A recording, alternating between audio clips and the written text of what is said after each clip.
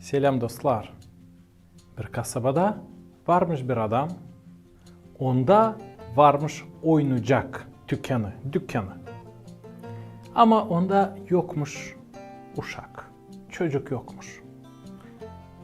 Bir kere bir gün yoğurtu bayram varmış onlarda. O zaman o gidip üysüzlerin evine, üysüz uşakların evine çağırmış, davet etmiş onları kendi dükkanına.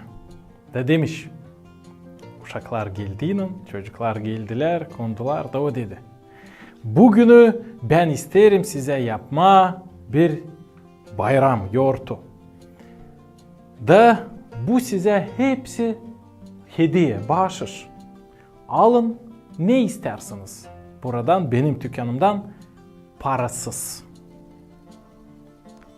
Uşaklar işidi bunu pek sevindiler. Başladılar kaçınma o dükkan içinde. Alma türlü oyuncaklar kendilerine.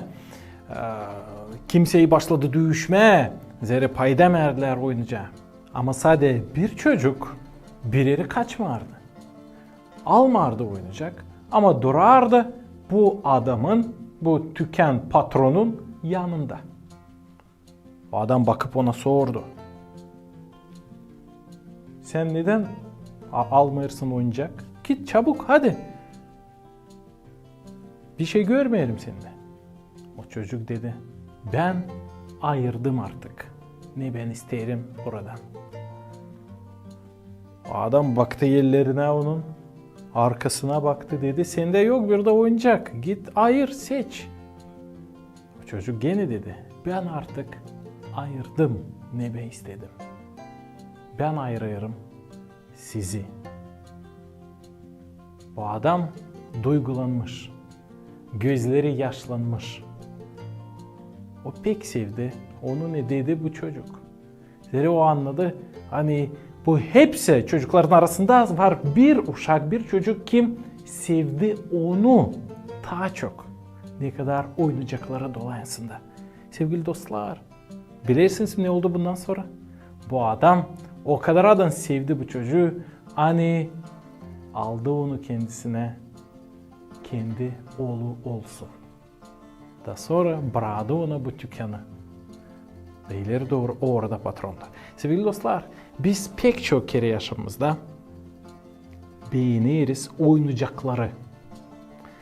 Arabaları, evleri, parayı, sağlığı, aileyi, başka işleri.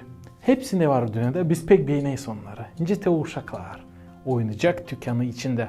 Ama biz onu deriz, pek sık onu deriz. Baba için, patron için.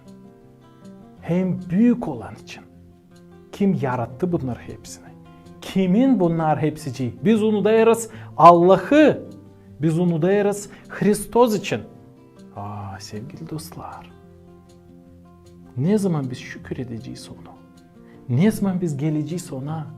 Ne zaman seveceğiz onu? Ne zaman vakit onunla geçireceğiz? Kiliseye ne zaman gideceğiz? Ne zaman dua edeceğiz? Ne zaman Biblia'yı alıp okuyacağız? Ne zaman aramızda laf edeceğiz? Allah için, sevgi için, Hristos için, dileçlik için. Ne zaman? Ne zaman? Ta var mı biz oyuncaklarda kalarak unutalım kurtarıcıyı? Ta var mı biz küçük uşak gibi unutalım babamızı, gökteki babamızı, ayırarak oynayacağı? Biblia'da yazılı.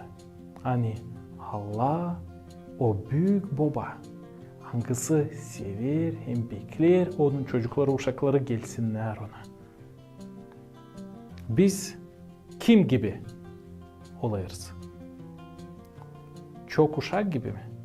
Olsaydı o bir çocuk gibi. Kim ayırdı? Sahibi, patronu. Kalın sağlıcakla.